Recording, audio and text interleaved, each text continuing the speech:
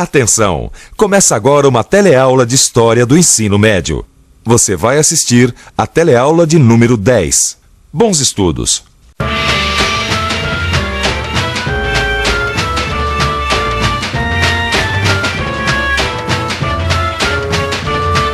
Desemprego altíssimo, milhares de lavradores sem terra, enorme desigualdade social e má distribuição de renda. Você sabe de onde é essa história? Essa história é do final da República em Roma e um dos temas dessa teleaula. Nessa teleaula, você vai ver a crise da República Romana e o surgimento do Império. Vai também conhecer a grandeza e decadência da civilização de Roma.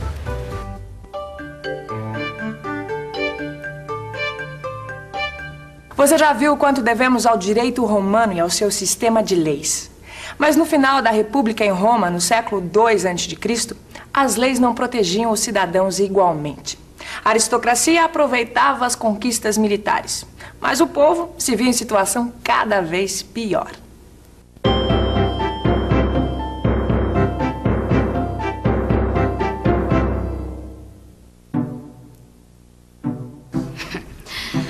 Colega nova. E colega o quê?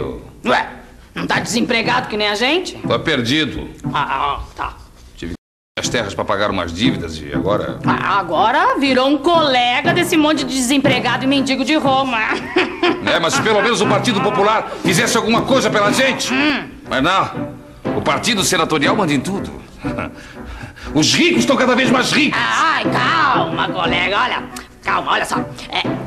Os políticos, dão o pão. E o governo dá o circo. A gente pode ver a corrida de bigas grátis. Acabar assim, pão e circo? O que é você agora, meu filho? O que a gente aqui é, um monte de homens livres, sem posses, nem empregos, nem terra. Parasitas, eu não quero ser parasita. Parasitas? Era o nome que era dado às pessoas que viviam às custas do Estado, entendeu? O Estado distribuía comida e organizava os espetáculos de circo, e ele que levava essa vida. Mas peraí, os pequenos produtores não eram parasitas? Não. Pelo jeito aí, no caso... oportunidade? Nenhuma oportunidade, porque os poderosos formaram os latifúndios. Eram grandes propriedades de terra, usavam trabalho escravo, portanto eles podiam vender os produtos a preços melhores do que os pequenos produtores. Mas Vicente, Roma não era uma república de pequenos fazendeiros? Exatamente. Como foi acontecer esse desequilíbrio todo? Para entender por quê, a gente precisa pensar um pouco. Vamos pensar um pouco. As guerras de conquista de Roma haviam provocado um grande aumento no número de escravos, devido à venda de prisioneiros de guerra. As novas terras conquistadas se tornavam propriedade de uns poucos aristocratas e eram trabalhadas pelos escravos. Sem gastar com mão de obra, esses proprietários podiam produzir e vender seus produtos por um preço menor. Sem poder competir, os pequenos proprietários, os lavradores e os operários perderam suas terras e ocupações. O resultado dessas mudanças em Roma foi uma luta de classes. De um lado, a aristocracia rica, no Partido Senatorial. Do outro, os miseráveis, no Partido Popular. Os senadores trabalhavam para manter os privilégios dos ricos, mas tiveram que enfrentar os irmãos Graco. Tibério Graco se elegeu tribuno defendendo uma reforma agrária. 10 anos depois, Caio Graco retomava a luta defendendo uma lei que protegia os mais pobres e atacando os poderes do Senado. Nenhum dos irmãos Graco conseguiu realizar essas reformas. Acabaram mortos e seus seguidores foram massacrados. A violência acabou abrindo caminho para o surgimento das ditaduras militares. Em 121 a.C., Caio Graco é assassinado pelo Partido Senatorial. Em 107 a.C., Caio Mário é eleito cônsul. Mário era um militar, filho de camponeses, que fortaleceu sua posição no Partido Popular graças às vitórias nas guerras. Foi o primeiro a usar o exército que chefiava para se fortalecer politicamente. Os confrontos políticos continuaram até que o Partido Senatorial convocou o general Sila para conter os partidários de Mário. Em 88 a.C., começa a Guerra Civil. A luta dura 6 anos. Mário morre no conflito e Sila assume o poder. Massacra seus oponentes e institui leis repressivas. Em 72 a.C., os escravos de Roma se revoltaram. O escravo Espartacus, que lutava no circo como gladiador, comanda a revolta de 70.000 escravos, que são esmagados pelo general Pompeu. O general Pompeu, para governar sem depender do Senado, formou um triunvirato com 2 outros importantes personagens da vida em Roma. Triunvirato quer dizer governo dos 3 varões. O primeiro era Pompeu, o segundo, Crasso, o homem mais rico de Roma. E o terceiro era o general Júlio César. Júlio César exerceu todos os cargos públicos em Roma e foi também um defensor dos pobres. Além disso, Júlio César era um brilhante general. Conquistou toda a Gália, o que corresponde hoje aos territórios da França e da Bélgica. A conquista o tornou o homem mais poderoso de Roma.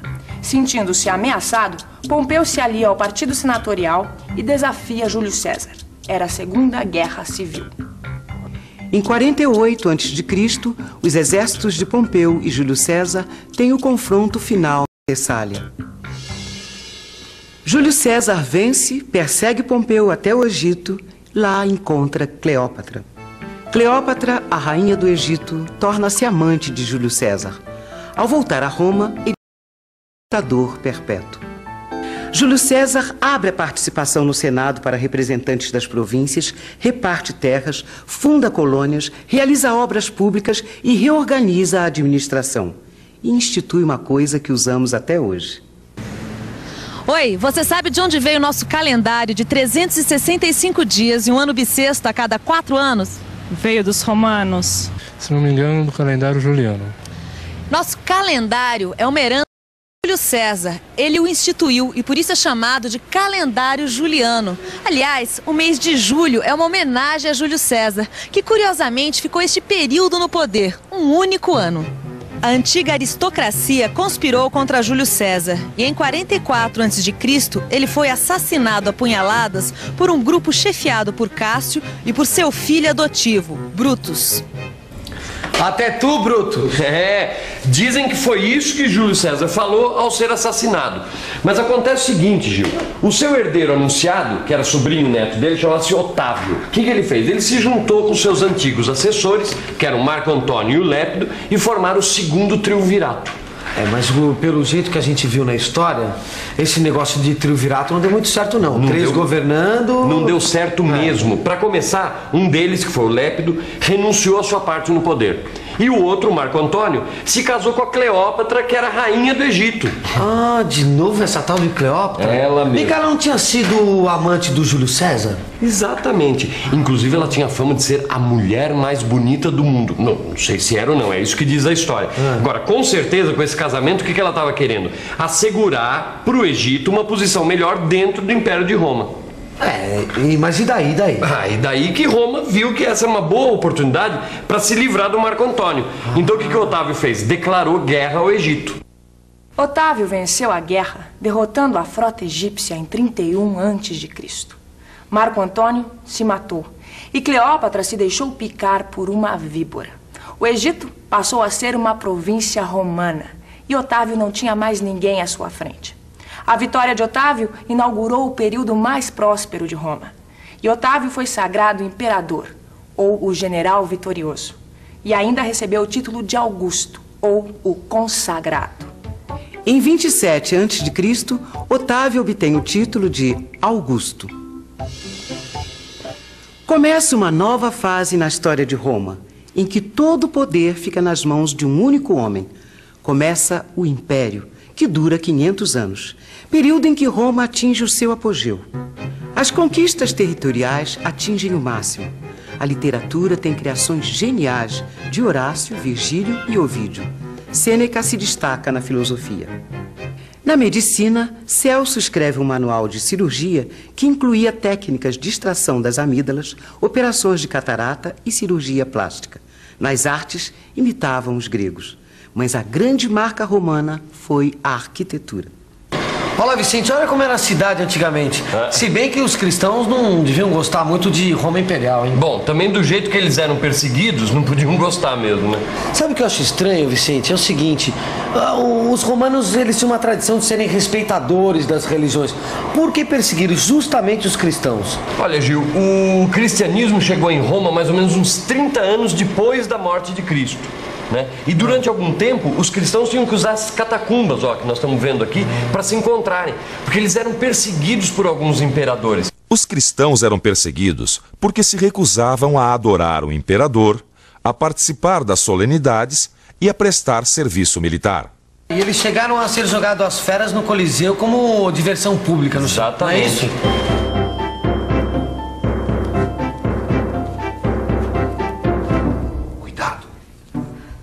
Alguém vê gente entrando nas catacumbas. Nós estaremos perdidos. Tudo que acontece de ruim em Roma culpam a gente. Até de incendiar a cidade nós já fomos acusados. O pior é que a nossa reunião hoje será menor. Sabe que ontem pegaram vários dos nossos. Ok, e agora? Agora provavelmente serão jogados às feras no próximo espetáculo do Coliseu. Já posso até ver aquela multidão de mais de 50 mil pessoas achando divertido ver os cristãos jogados aos leões. O Coliseu era uma arena construída no centro de Roma pelo imperador Vespasiano em 69. Lá aconteciam espetáculos sangrentos, entre eles a luta de gladiadores. Gladiadores eram escravos que tinham que lutar até a morte. Mas, para outros habitantes do Império Romano, a vida podia ser bem mais amena. Uma cidade dessa época foi preservada quase que inteiramente. Querido amigo, eu estou em Pompeia. É como se eu tivesse entrado no túnel do tempo. Tempo que parou no ano 79, quando a erupção do vulcão Vesúvio preservou a vida como ela era, numa cidade próspera do Império Romano. O mercado, os cartazes dos candidatos às eleições, os mosaicos das casas dos ricos, as ruas calçadas, as termas. Que cenário! O Império Romano também teve outras características. O escritor romano Petrônio retratou o desregramento da sociedade no Império com a obra Satiricon. Prostituição, clientelismo, ostentação e luxo em demasia dos ricos marcaram a vida social em Roma. Em 235, a anarquia militar marca o início da decadência do Império, que acontece depois de 200 anos de paz, a chamada Pax Romana. Pouco tempo depois do imperador Diocleciano ter implantado um regime absolutista nos moldes orientais. Anarquia militar, guerras, miséria, burocracia, uma corte de parasitas, crise no comércio e na indústria, a peste trazida pelos soldados que voltavam do Oriente, ameaça de invasões bárbaras. A insegurança leva os romanos a darem atenção aos que pregavam a salvação pessoal. E o cristianismo acaba por triunfar. Em 313, o imperador Constantino dá liberdade ao culto cristão. Em 330, o cristianismo torna-se religião oficial. Mas, Vicente, a essa altura o Império já estava sendo invadido? Estava sendo invadido pelos bárbaros. Tinham tribos asiáticas como os hunos e germânicas como os visigodos, os vândalos, que já estavam invadindo e saqueando o Império. E foi aí que o Império Romano do Ocidente desmoronou. Em 476, um chefe bárbaro se proclama rei de Roma. O fim da glória romana é devido em parte ao imperialismo, ao custo de manter uma máquina militar tão grande, à corrupção política e ao desmantelamento do comércio. No final, a inflação era tanta que o dinheiro praticamente sumiu de circulação, já que não valia mais nada. As cidades estavam cheias de miseráveis, enquanto os grandes proprietários se entrincheiravam com seus escravos em suas propriedades. Uma história que vale a pena revisar. E atenção, se liga aí que é hora da revisão. Na teleaula de hoje, você viu que as desigualdades sociais provocaram uma crise na República Romana, o que levou mais de uma vez à Guerra Civil, e que o Partido Senatorial impedia reformas propostas pelo Partido Popular. Viu que o general Júlio César vence seus oponentes e implanta reformas populares, e que é assassinado por membros da aristocracia. Aprendeu que seu sucessor dá início ao Império, que dura 500 anos, e que nesse período Roma atinge o auge. Viu também que o Império Romano cai devido a seus vícios internos e às invasões dos povos bárbaros. A parte oriental do Império Romano duraria 1000 anos. Na parte ocidental, as cidades perdem totalmente a sua importância. O comércio se reduz ao mínimo e a economia torna-se essencialmente agrícola e fechada. Mas isso já é assunto para outra teleaula. Até lá!